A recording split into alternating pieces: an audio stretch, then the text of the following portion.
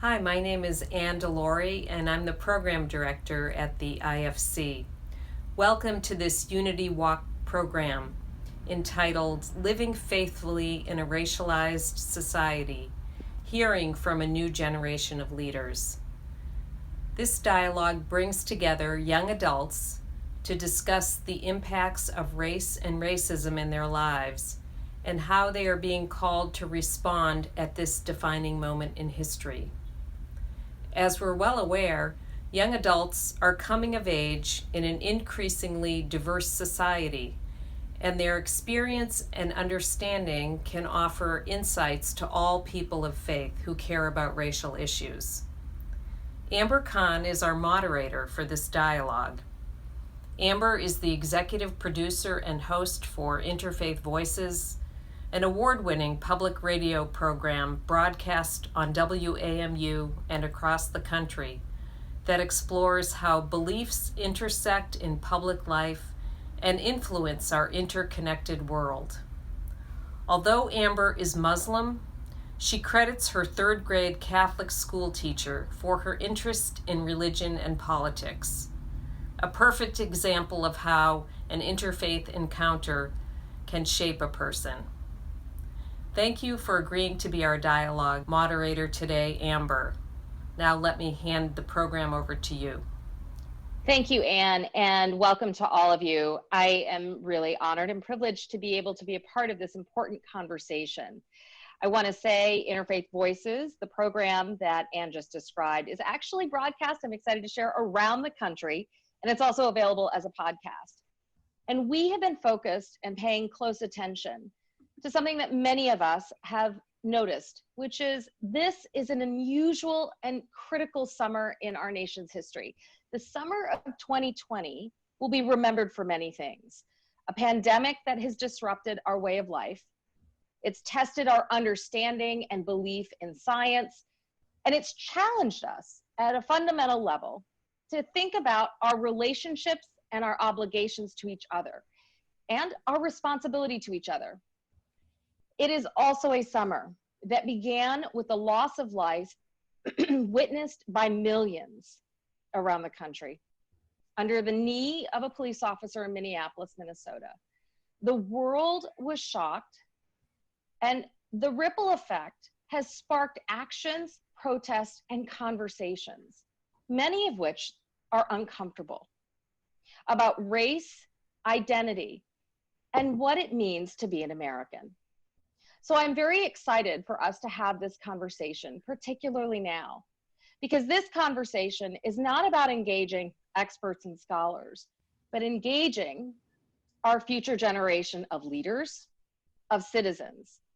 And in the DMV area, we have such a rich and, I think, incredible community of young people. And I'm very excited today for this conversation, for us to be able to hear and engage on conversations that allow us to think about and understand the questions that we are all grappling with about race, religion, and identity through the experiences of young people. So without further ado, let's get started. I want to welcome each and every one of the participants, and I want to invite you to begin by introducing yourself and invite you to specifically share whatever you're comfortable with in terms of how you identify, where you live, and what your spiritual community or belief system that you associate with. So let's get started with Chris. Well, hello, everybody. My name is Chris Lyer. I'm calling in from the Bay Area in California. And I've spent my whole life here. I grew up here. I grew up in a Presbyterian community, in which, as which I'm still a part of, and that is sort of where I fall spiritually right now. Chris, thanks for joining us. Let's get over to Ari. Hello, I'm Ari. I'm from Arlington, Virginia, and I use she, her, hers pronouns, and I have been born and raised a Reformed Jew. Welcome, Ari. Japneet. Hi, I'm Japneet. I was born in Silver Spring, Maryland, I've lived here my whole life, and I practice Sikhism. Welcome, Japneet. Lily. Hi, I'm Lily. I use the pronouns she, her, hers. I live in Arlington, Virginia, and I have been part of the Quaker community my whole life. Welcome, Lily. And Bismillah. Hi, my name is Bismillah. I am from Suitland, Maryland, and I have been raised a part of the Islam community my whole life. Well, welcome to all of you. So we have a Presbyterian from mainline denomination. We have Bismillah, who is Muslim and coming from the Islamic community. Ari from the Reform stream of Judaism. And Carly, have we heard from you yet? No, you haven't. Hi. I'm Carly Mather. I was born and raised in Salt Lake City, Utah, a member of the Church of Jesus Christ of Latter-day Saints. And I've lived about a third of my life now in the Washington, D.C. metro area, both in Alexandria, Virginia, and I'm currently in Maryland, Montgomery County. Welcome to you as well, and I apologize. When we're doing webinars and these screens, there were so many, one just shuffled, and I apologize for not including you in that first roundup. So I want to get started by asking, I set up this conversation at the beginning, referencing some pretty critical events that have happened this summer. I want to just, before we get too heavy into this, I want to ask you guys, I mean, we are grappling with a pandemic. How are all of you? How are you all doing right now? The pandemic has definitely affected me and my family a lot. I actually ended up losing a family member to coronavirus. So it was hard for me when the virus first started. And then, of course, I'm actually in college. So when I first came home, it was just a lot of adjustments because I came home and then I lost somebody right after. And then it was just a lot of just back and forth. But I definitely feel like the virus has actually taught a lot of people about strength and what it means to stand together. I hear a very positive, I hear you have a very positive outlook. Was there a way in which your community and your family adapted to be able to mourn the loss of a family member? Actually, no. I think that it was more so that I got a closer relationship to Allah. And so that's what kept me going and pushing and driving, because I know that there's something looking out there for me, and I know that the person that I lost is in a better place. Spirituality, I see lots of heads shaking. Lily, did you want to share something? Yeah, I feel like I have been brought a little bit closer to my spirituality and my religious community through the pandemic. I think that's been one of the silver linings for me, because this past year I was a freshman in college, and in high school I had been used to going to Quaker meeting every Sunday, and that was a really important touchstone for me. And I kind of lost that in college. There's a really small group of Quakers at Vassar College where I attend, and I actually never got into the routine of going to the Quaker meeting at school just because there was so much going on. But since I've been home, my Quaker meeting from Virginia has been having Zoom meetings every Sunday, and I've actually been able to attend a few of those. And just having that community kind of welcome me back into their arms has been really wonderful. Thank you for sharing that. You're describing a connection, and Bismillah, you describing kind of a deepening sense of spiritual strength out of adversity. Part of the conversation that we're having here today is not just the pandemic that has strained, I think, our ability to be physically connected to the communities that we find support from, and as well as friends and family, But I will say I don't ever remember a time in which I have felt there are a super majority of Americans who are talking about race and thinking about what it means, what race itself means in our country and how it plays a role in our lives. I wanted to get your perspectives. I'd love to hear from all of you how living in this environment and at the same time how you are seeing and addressing and thinking about these questions about race in America and how it's impacting you. Lily, I don't know if you want to jump in on that. I've got you here. Yeah, sure. So it's been really weird to kind of have this like surge of kind of social justice awareness and activism at this time, especially since I have grown up, you know, just outside of Washington, D.C., and my family has always been really active in any sort of protests or vigils that happen in the city. It's just kind of been a part of growing up in that area, just like driving across the river and you know, joining in on something. And now that's like not really something that my family's comfortable doing. So just like having to find new ways to, you know, kind of get involved from my own house. And I think I've seen like a lot of presence on social media, especially from my peers in the past few months. It's kind of been like a replacement for those communities we're used to having, you know, where we can see each other in person.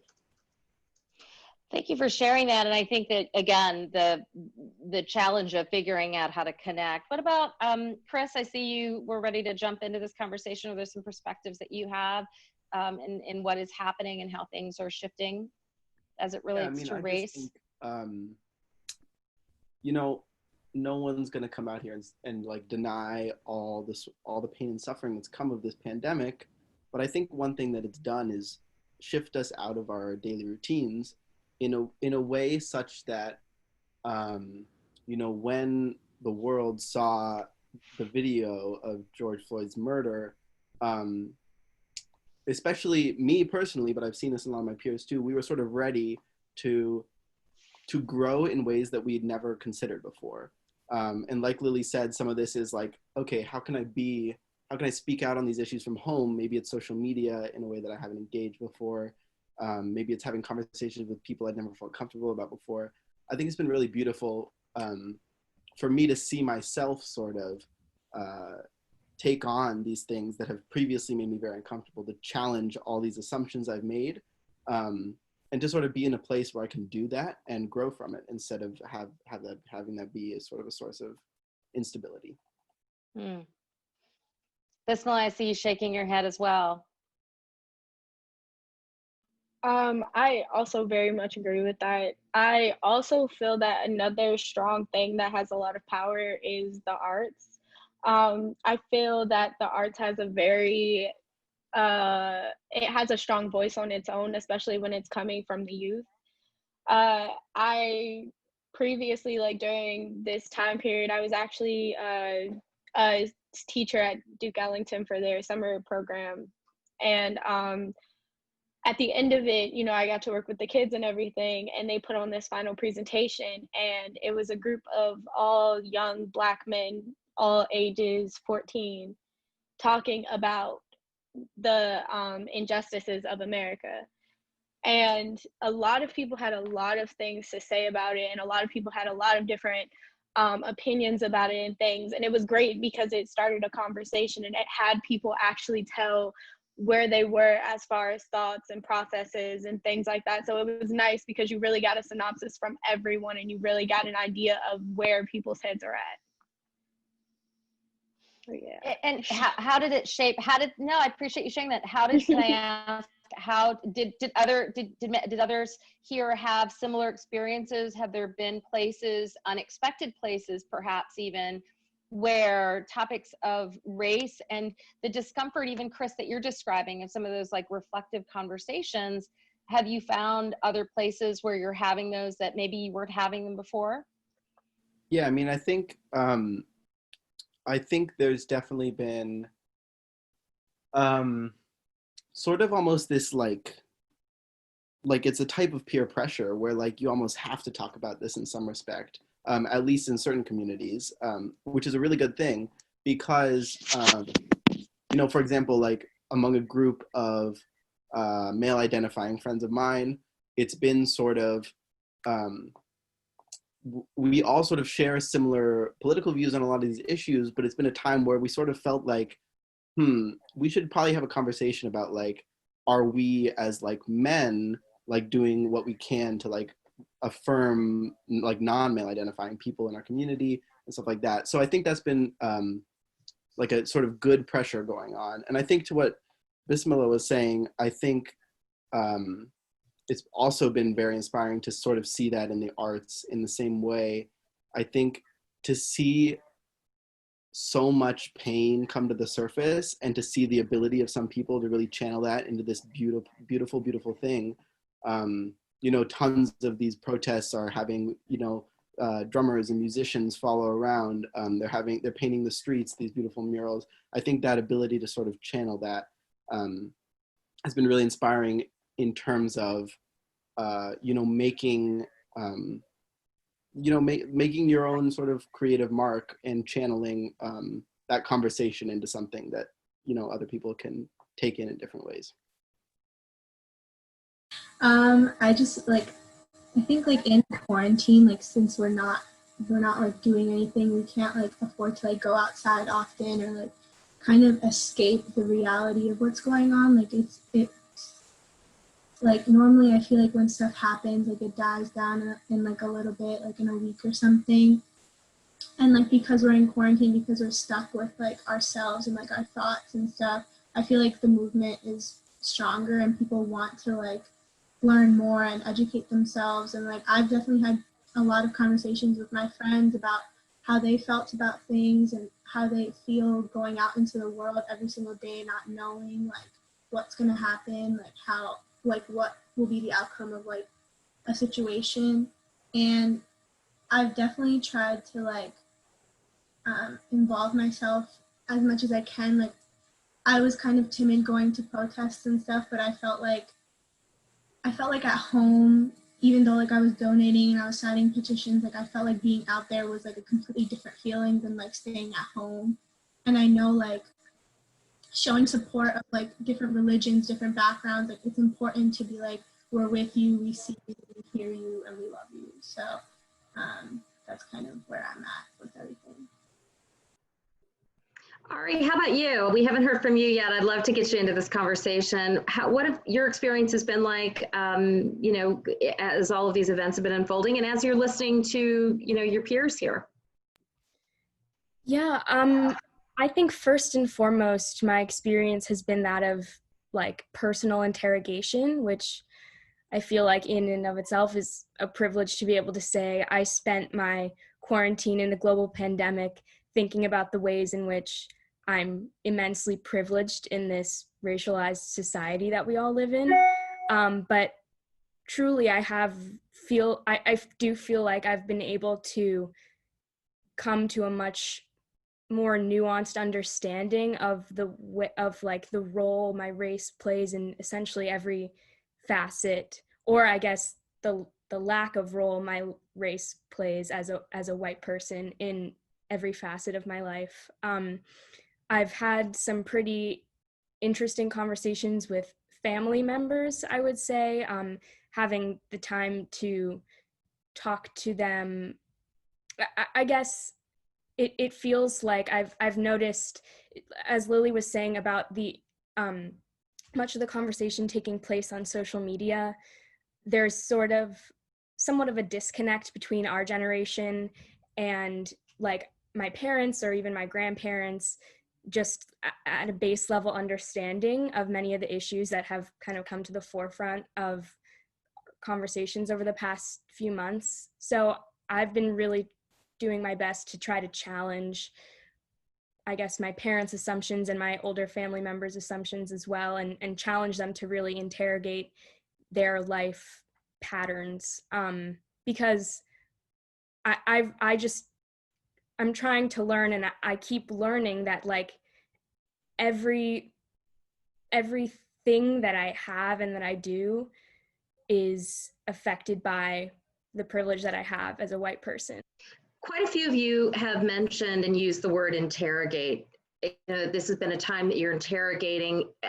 As you were talking, several of you were shaking your heads kind of in agreement, it seemed, at this idea of that this has sparked a conversation among your family, across generations. But one question that I am curious about is, we started the conversation, and I brought up as a national event that really galvanized this, the brutality of police brutality and the uneven experience and the systemic racism that I think has moved from being an argument that has to be made to an argument that people are starting to recognize doesn't have to be made. There's all this evidence out there. The question is, what do we do? But before we get to that, I'm curious, because several of you have reflected on interrogating yourselves and reading more and learning more. How have you personally, at this point in your life, when you look back on experiences, how has racialized identity, and what does that mean, one, but how do you understand that? And do you have specific experiences that you'd be comfortable sharing that inform how you come to or think about that question?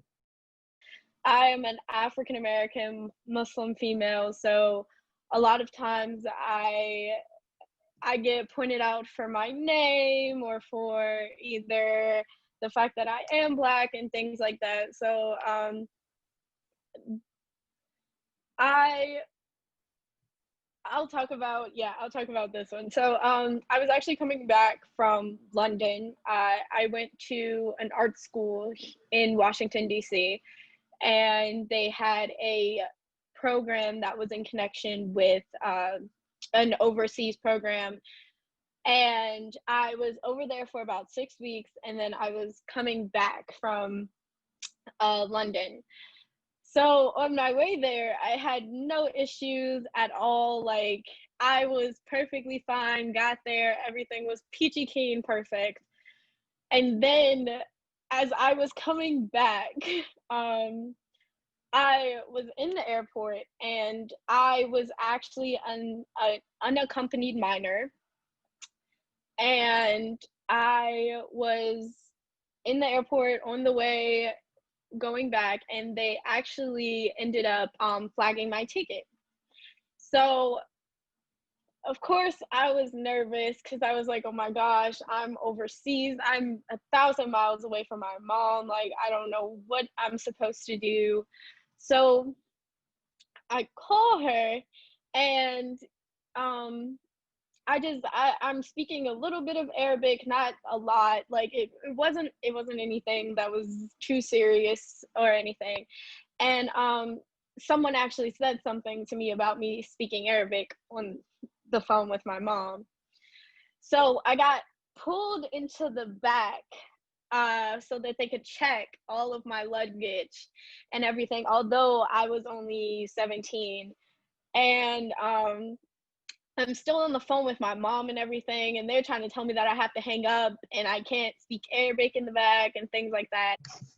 That sounds like a racialized experience, at least from the way you're describing it, that you felt that your race and perhaps your religious identity associated with that, using Arabic has been associated as a trigger in racial and religious profiling by law enforcement in multiple reports that have been documented by human rights groups. And it sounds like that experience was scary. How did that shape the way that you think about race and you think about religion and those two identities intersecting in your lived experience as you look at the things going on in your community? I mean, was that a new concept for you? How did it shape the way you think about the way you are perceived? My entire life has been, I've always been a Black female, and I've always been Muslim. So the two of those combined already were always an issue, because at school, if it wasn't jokes about me being Black, it was jokes about my hijab, it was jokes about me being Muslim, how you couldn't say my name correctly, how you couldn't understand Arabic. And, you know, a lot of kids are jerks sometimes. And, you know, like sometimes people make jokes and things about how, about certain Arabic words and things. And of course it was disrespectful and stuff hurt, but it also led me to get a tougher skin to actually prepare me for later racialized stuff that would actually affect me more. You're taught from a young age that you have to work for everything that you have. You have to know that you're going to be in those types of situations where you're not going to be able to, you have to know that it's going to be a racialized situation. And I'm not just speaking from my point of view, but I've also watched from my brothers how their situations have also affected me, how I've seen them. And it's hard to explain it a little more because I am the lightest of my family. So, you know, a lot of people see me and they're like, oh yeah, green eyes and light skin, she has to be mixed. There's a lot of times where people will question if I'm even fully Black or things like that. And it's hard. So there's a lot of different racialized things that are involved in my personal experience. Thank you for sharing that, Bismillah. I can tell it was personal and real. I appreciate you sharing. I think a lot of us who may not have, have our own assumptions about how much has changed may forget what it's like to experience and to live and walk through the very same world. We all live in the same region, but with but perceived differently and treated differently. And sometimes I think there is nothing more powerful than actually hearing it in your own voice. And so I really appreciate you sharing that, because I know that sometimes those experiences don't bring up the best feelings. Carly, I wanted to ask you, I know that you wanted to share as well and jump into this conversation. How do you, when you hear Bismillah, what does that bring to mind for you? What are some of the feelings and thoughts that you have experienced when it comes to thinking about race and religion in your spiritual community? Being white, I obviously haven't had quite the same experience growing up. And I grew up in a very, very white place. And it's not that we are racist, just people of color tend not to move in, which I think Utah's the greatest state in the union, so don't get that. But we were taught about Jim Crow and all that kind of racism, and that how we're all getting better. And just from the kids' perspective, we had 3 Black kids in my high school, and they were the cool kids because they were the athletes. But when I moved here, it was a very different situation. I moved here for graduate school, and out of 75 people, there were 4 Americans and 2 blondes in my program, which was a very, very different dynamic than I was used to. And my field since then has been incredibly diverse. In fact, I have very often felt that somebody who, with an Asian background or a non-white background, has often had advantages over me or been given a job over me just because there's such a strong push for diversity in the workplace. I, on average, have people of 5 or 6 different countries all over the world usually in my team, which has been wonderful. I absolutely love it. But I do remember once working for the NIH in a lab, and it was in 2016. It was when the election, was it 16? No, it was 12. It tells you how old I am. It was 2012. Mitt Romney, who has the same faith that I do, was running against Barack Obama. And I remember walking out into the hallway. I was in the middle of I'm a biochemist. I was running an experiment, carrying some samples from one lab to another lab, and hearing these 2 senior scientists speak. And they were talking about the election. And one of them said, well, I'm a little worried about Obama's policies, but Mitt Romney's Mormon, so you can't vote for him. And I was kind of in this situation where I'm like, okay, do I say something? Do I not say something? Is it my place to say something? I'm very, very junior to these people at this point. Is it worth it? And I didn't. I just walked on, and it really, really bugged me for a long time. And since then, I have noticed, just with the current party that is in power right now, people assume because of where I'm from, they assume what politics I support, which is not correct.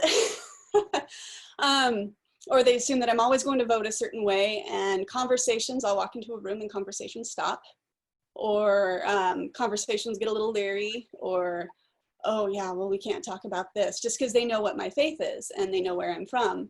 And I mean, I can tell you that a large majority of people from where I'm from don't agree with that stereotype that people are projecting on me. And so it's been a very interesting, me wanting to stand up and saying, no, I don't agree with this, and no, we're not taught this, or no, this is not a tenet of my faith and everybody thinks it is. Between, you know, trying to like be nice, be loving, don't cause a scene, or whatever, to wanting to clarify that, but not really having a lot of chance, because the conversation does stop, or the conversation does change.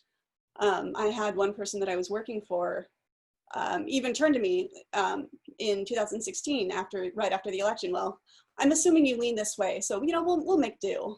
And I was just like, you don't even know me. Why would you? No, I didn't vote that way, but I shouldn't have to stand up and say that. And so it has kind of sparked a little bit more empathy in me, as you know, I see what's going on in the racial climate, and I see what's going on in the other climate, to stop and not stereotype people according to the few things that I know about them, where they're from, or skin color, or you know, race, religion. Like, just because they belong to a particular faith doesn't mean that the stereotype that maybe you think is associated with them is true.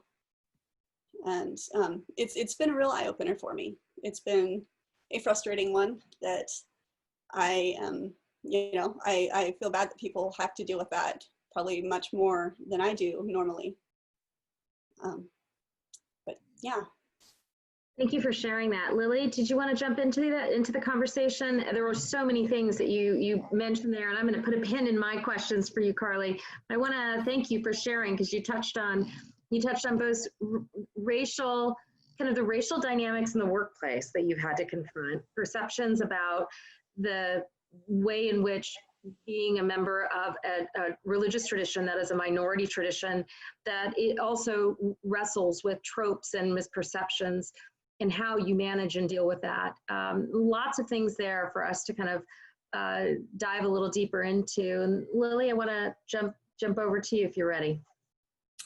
Yeah, so I guess one like common theme I'm noticing is the experience of being the only person of a particular like racial or ethnic or religious background in a space, and how difficult that is, and how much pressure it puts on you to kind of like represent your background correctly.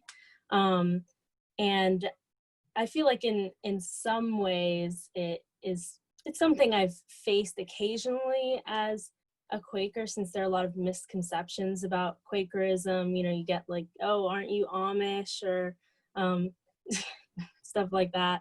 But I also have, it's been brought to my awareness, especially in the past year, going to college, being a freshman in college, and kind of joining a lot of new communities.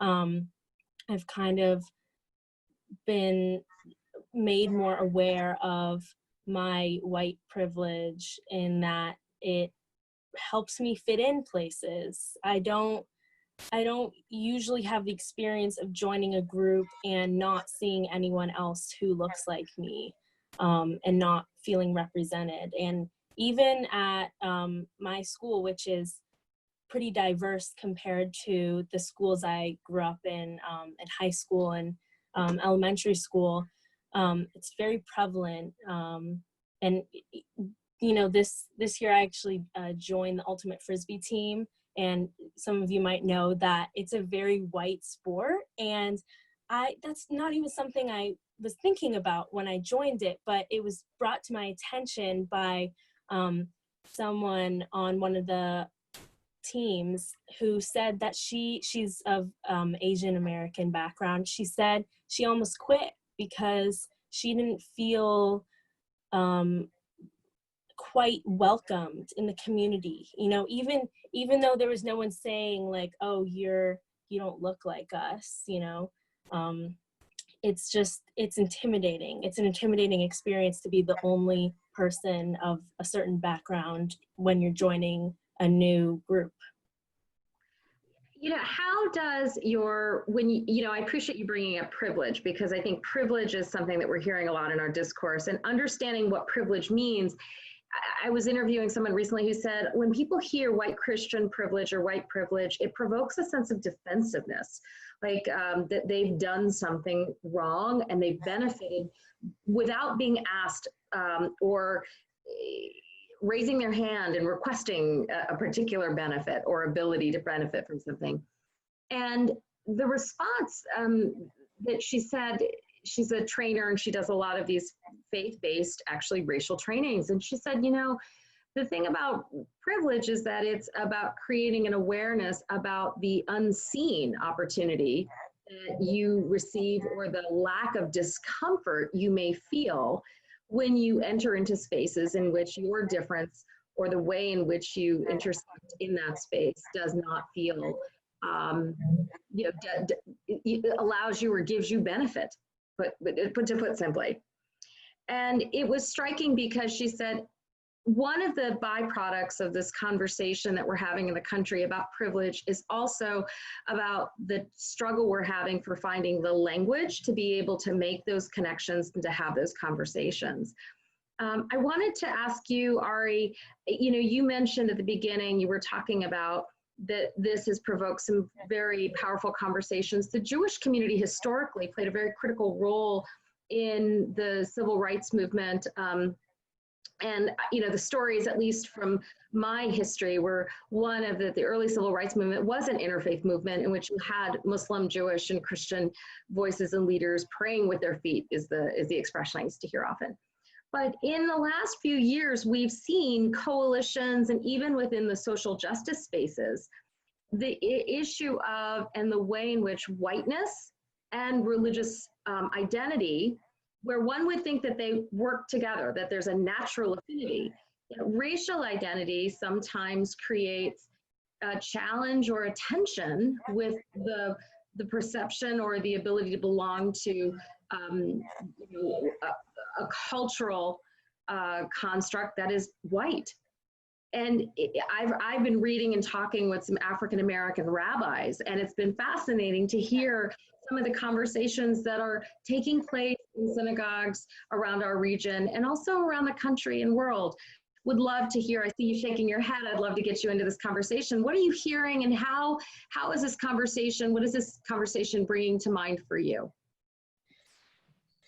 Well, immediately when you mentioned sort of the relationship between conversations of white privilege and defensiveness, I have been like immersed in that conversation within mostly my family, but I guess within my religious community, not in a formal sense, but I guess in sort of a maybe over social media, etc. But okay. Let me collect my thoughts briefly. So I've grown up in a Reformed Jewish community that is very affluent, very white.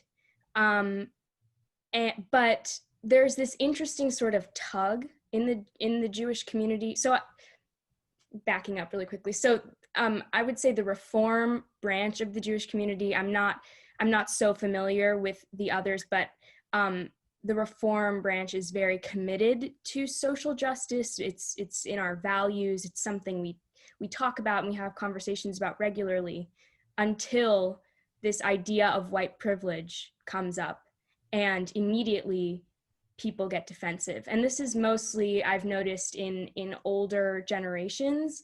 I've had conversations of the like with especially my grandmother, where a lot of Jews feel like when you say to them, white Jews, that they have white privilege, they're suddenly taken aback, and they're like, what do you mean? I'm Jewish, I'm oppressed, I am dealing with anti-Semitism in this country and all the sort of effects that come with that, and you can't possibly tell me that I'm privileged because I'm Jewish. Immediately it's like, I'm Jewish, I can't be privileged. And something that's been really, I guess, poignant and stuck out to me about these conversations about racial justice recently is the idea that like racial privilege and white privilege exists separately from your religious identity and your ethnicity. Race and ethnicity are two separate things. And so a lot of what I've been trying to really discuss with my family members and other members of the community who jump to get really defensive immediately when someone says, white Jews, you really need to interrogate the role that your race plays in oppressing people of color within our own community and other communities of color that are not necessarily Jewish, is the idea that just because we're Jewish doesn't mean that we're not also part of the oppressors in the country who are benefiting off of our whiteness. An example of this that I've been really trying to reckon with personally is at all synagogues, my Hillel building at my school is security and police on the premises. And something that I've really never crossed my mind, to be quite honest, before these last few months, is how that police presence could make a Black Jew or any other Black guest who attends our services feel, and how that could actually make them feel quite unsafe. And it's something that I and my white family relies on and keeps us safe. And how is that fair? How is that right? Because Black Jews are just as Jewish as white Jews. So that's just one example, but there is a big tug I'm noticing between race and ethnicity within the Jewish community right now. And I guess also the idea that Jews don't want to give up the idea that we have suffered as a people historically and currently, but I think it's really important that we come to the understanding that just because we have suffered and we've been victims of anti-Semitic attacks, violent, rhetorical, we still, as white Jews, are responsible for the oppression of Black, Indigenous, and people of color in this country. So, yes, those are. Yeah. Thank you for sharing that, Ari. I really appreciate it. And I think you've really touched on, I know I saw a lot of head shaking as you were talking. Again, really, really candid observations about the struggle of having some of these difficult, uncomfortable conversations and wrestling and interrogating, as you guys are saying, with the idea of what it means to be privileged. But you brought up something else, that when you are a member of a religious minority group or a religious group that is in, you're not a religious minority, when you're part of a religious group that is smaller and is not represented in the majority, and you encounter xenophobia or you encounter bias. Carly, you were mentioning that as well, like just the perceptions that exist in the culture, that there are challenges that exist in how those two identities coexist and how they present and how you choose to navigate them. Japneet, I want to get you into this conversation. What has been your experience as a member of the Sikh community? Hi, so I want to say, like, as a Sikh or growing up Sikh in America, like, I personally haven't, like, luckily, I haven't experienced any racism, like, outward racism specifically, like, for me, because I think, like, physical appearance, like, outside, like I'm able to blend in more than, like, my brother or my dad. I've definitely witnessed, like, them going through racial injustice and all that stuff. Like, I've seen them, especially, like, after 9/11, because I think Sikhi, like, is a really, like, relatively new religion compared to everyone else's religions, and sometimes we get confused with Islam and Muslims. And after that whole thing, not saying at all that Muslims should have been targeted during that time, but at that time, Sikhs were also targeted because they also wear turbans and stuff. And my brother, I think, was in middle school at that time, and he got chased home, like, people calling him, like, saying his uncle is Osama bin Laden and, like, all that stuff. And then 2016, after that election, my dad got told to, like, go back to his country and stuff like that. So, like, I've definitely, like, seen it firsthand, but I've never gone through it because my identity, I don't know if that makes sense, my physical identity allowed me more so to blend in with American standards than, like, my brother or, like, my dad. But I do want to say that in terms of race, being Indian, being Asian, I think we need to have a conversation about our privilege. I know, like, people always talk about white privilege and how, like, white people need to address their privilege and stuff, but I think, like, Asian Americans and Native Americans, like, we also need to address our privilege. Like, we definitely benefited from the Civil Rights Act, and, like, we're able to, and we're kind of labeled, like, the model minorities. So, like, we're kind of, we kind of have different privileges than African Americans or Black people in this country. And I just think that's an important conversation to have, because I think because we are a minority, we don't always recognize our privilege. But yeah. Japneet, thank you for sharing that. Chris, I want to get you into this conversation. What are some thoughts and kind of reflections that you have after hearing some of your peers just describe some of those experiences, both personally experiencing and also challenging and working with families to try to understand and unpack all the various ways our different identities come into this world that is struggling with the question of equity and justice? Yeah, I think a couple things sort of came to mind listening to everyone else.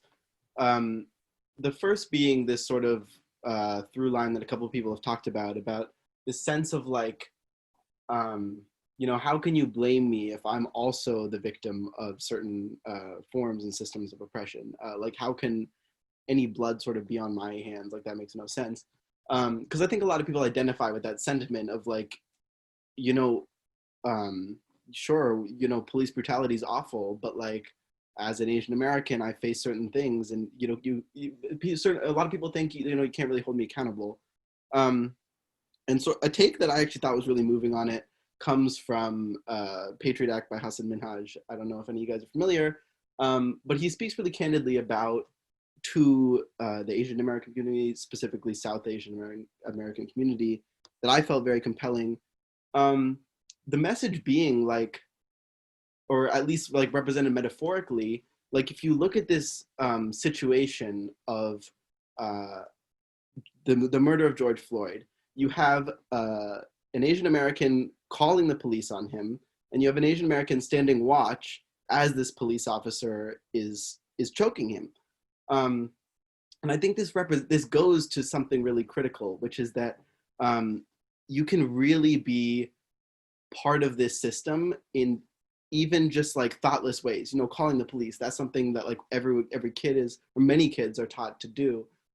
You can really be a part of these systems in thoughtless ways, and that doesn't invalidate the harms that you felt at the hands of the system. So I think there's a paradox there in, like, the being part of a system that also you're a victim at the hands of.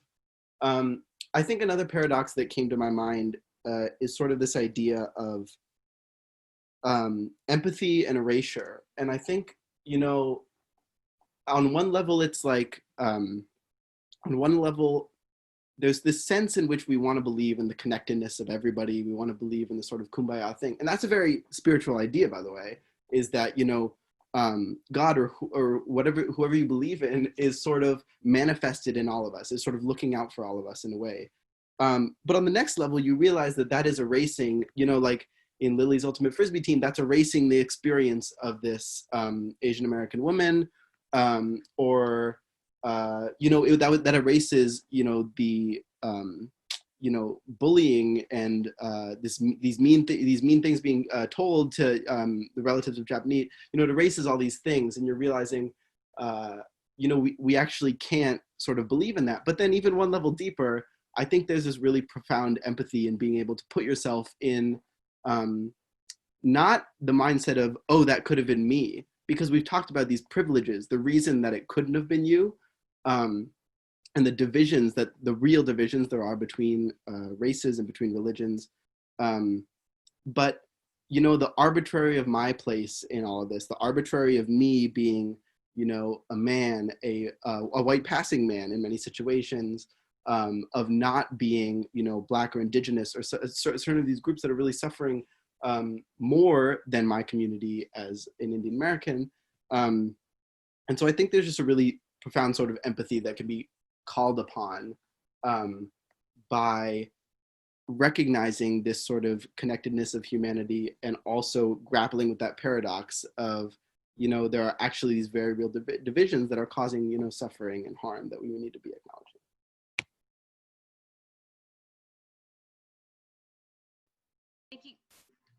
Thank you, Chris, for sharing that. You know, empathy is a word that I'm hearing talked about more in the context of how we think about not just our role and how we think about our responsibility and our relationship to our neighbors, but how we respond when we witness and see suffering, and what happens when we have and take empathy at an individual level and transpose it onto and think about it as an expression of a society that is seeking to genuinely reckon with a history. So many of you have talked about history as an important part of this, you know, set of conversations, whether it is a longer, you know, view of American history, or it's your own community's story and the history of how it was that Asian Americans were able to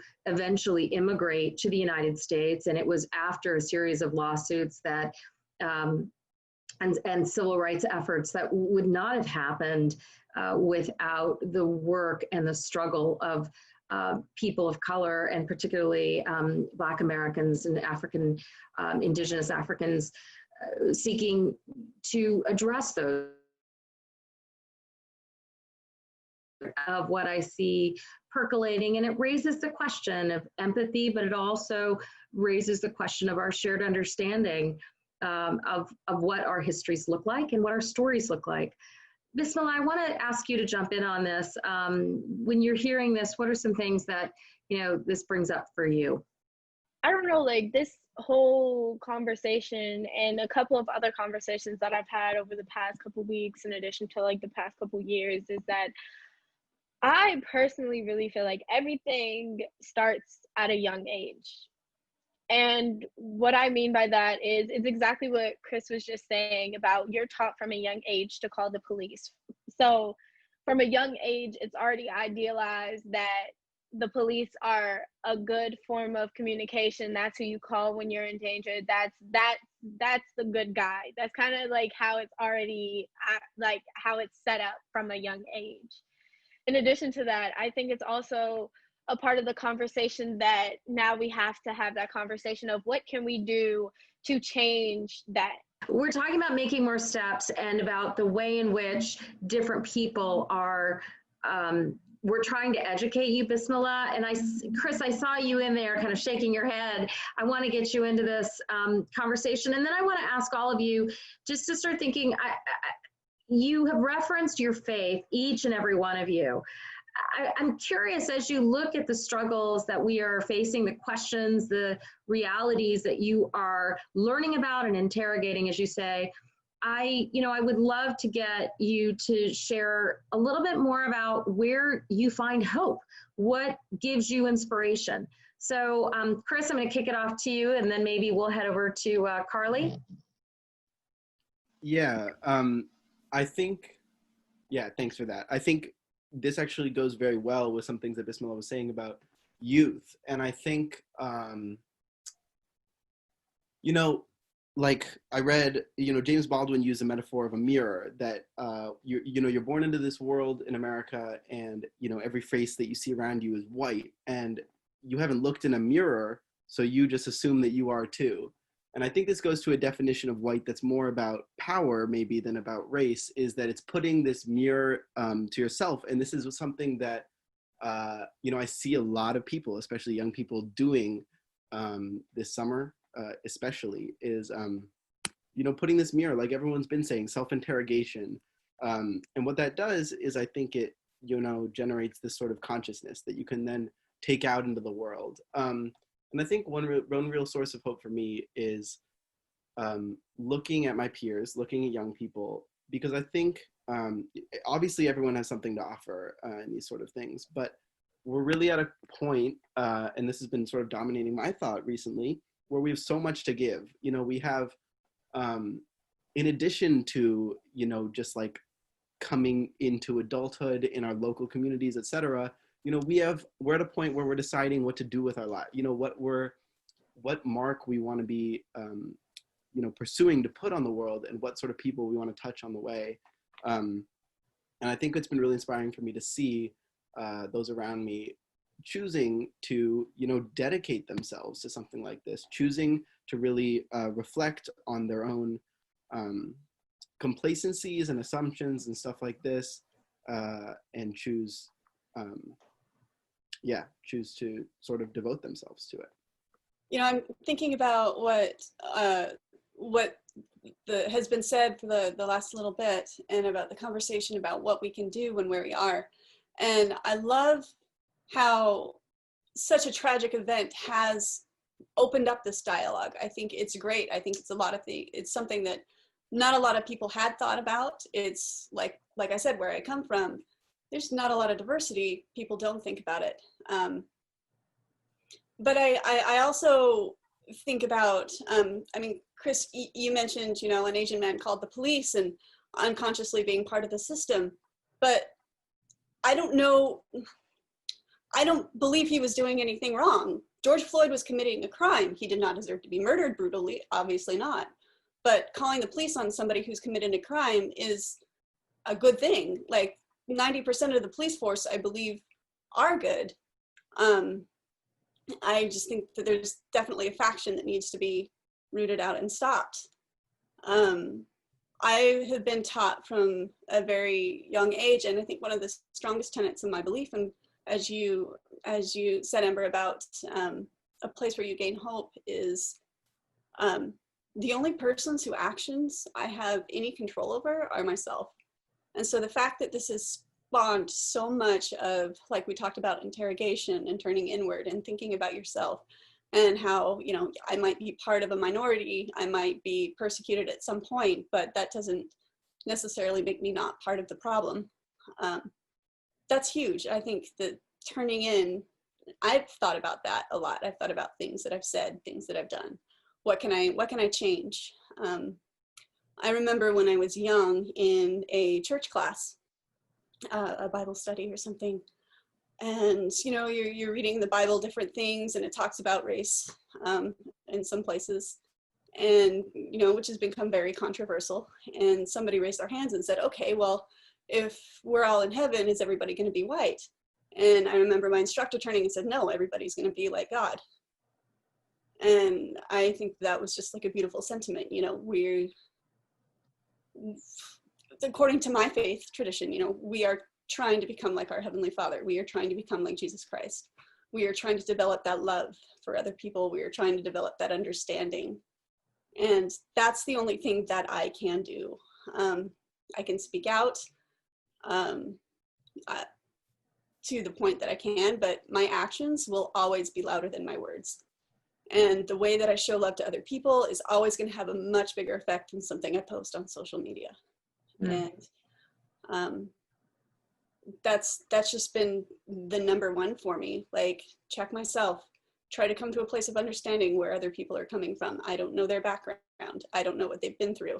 I don't know if they've been targeted.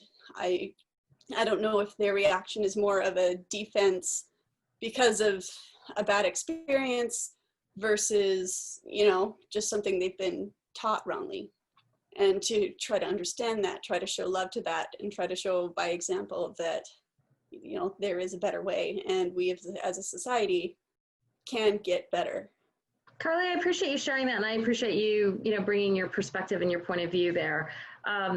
I wanted to, one thing I did want to just correct and just point out was just that, just in light of the incidents and like as news information is coming out about what happened specifically in Minneapolis, it was, I believe, a young woman who was working in the cuppa shop who suspected a potential counterfeit $20 bill being used at the register. So it was an allegation of a crime. It was suspicion of. I just wanted to make sure that as more details emerge, because so much of this has triggered conversation around what actually transpired, and we're continuing to learn about what was known and what wasn't known.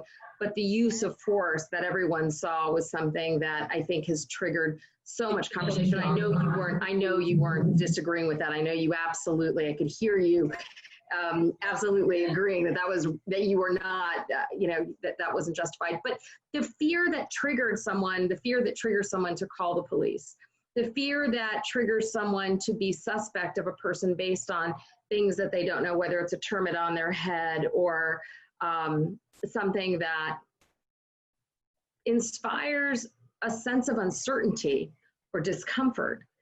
And I think that is something that more people are talking about and wrestling with about what the right thing to do is. You are all members of religious institutions that have a set of espoused values, but the way in which your institutions interact and engage in our society, politically and socially, have an impact. How do you see your respective faith communities responding? How are they grappling with this debate of what role race and their role as a religious institution plays? And do you think it's enough?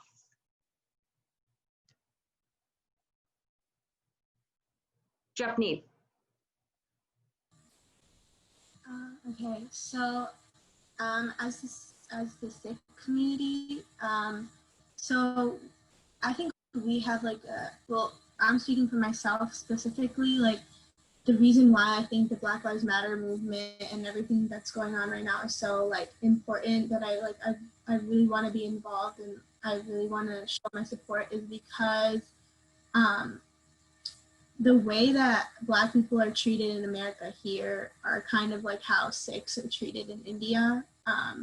The Indian government in 1984 attacked one of our the Harmandir Sahib, or the Golden Temple. It's one of the holiest places for Sikhs, and it hasn't really stopped. And so I think if we want to bring awareness to what's going on over there, and if we want people to fight for us and do all that stuff, we need to be there in the front line showing our support here in America, especially we're living here.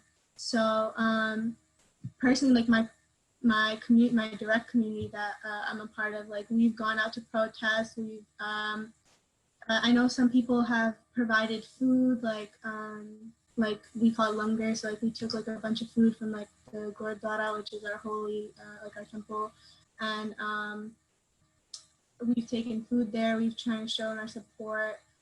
We've had conversations within the youth and stuff. We've done I've had different conversations with different people about what we can do more. I know people have created t-shirts, like if they're more like artistic and stuff, they created t-shirts and then donated the funds to Black Lives Matter movement or like other organizations. I do think that, I mean, we can always do more. Like, I think that's always like the case. Like you can, I personally want, like, I want to like, for the youth of my community, like I was thinking to start like maybe like a book club or like a reflection type thing.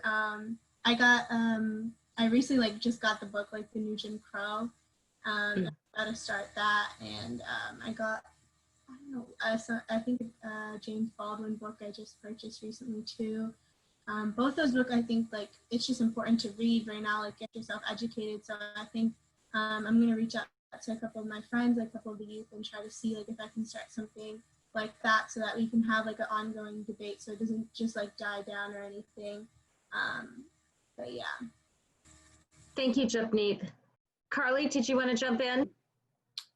Back when we have a quote by a very first prophet, I'm going to slaughter it because I don't have it right in front of me right now.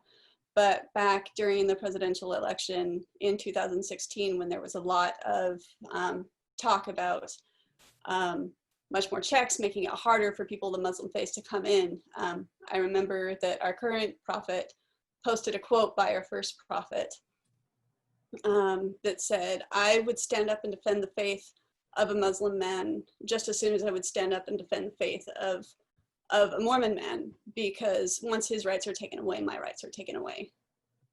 And I think that's true. Like, defending others does defend ourselves. There's that quote where if, oh my goodness, I'm slaughtering things, but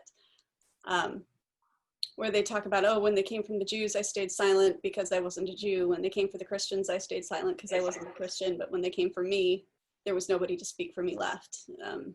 I'm sure people are familiar with that one. We are all guardians of each other's faith, and we all are guardians of each other's race.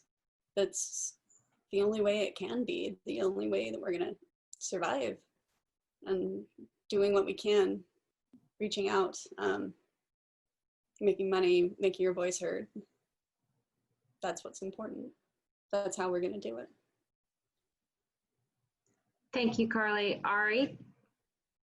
So I sort of touched on this briefly earlier, but I think that as far as like outward community engagement work, I feel fairly proud of the work that, for example, the Religious Action Committee of the Reformed Jewish Movement has done and continues to do. And I would say that where I find it's important to be critical is like within my own community, as opposed to outward.